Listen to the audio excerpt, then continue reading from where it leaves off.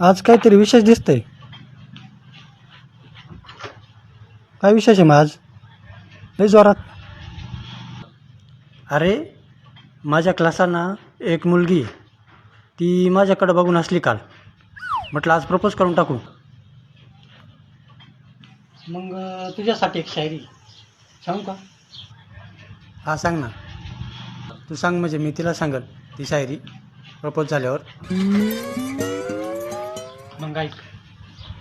मुस्कुराना तो हर लड़की की अदा है.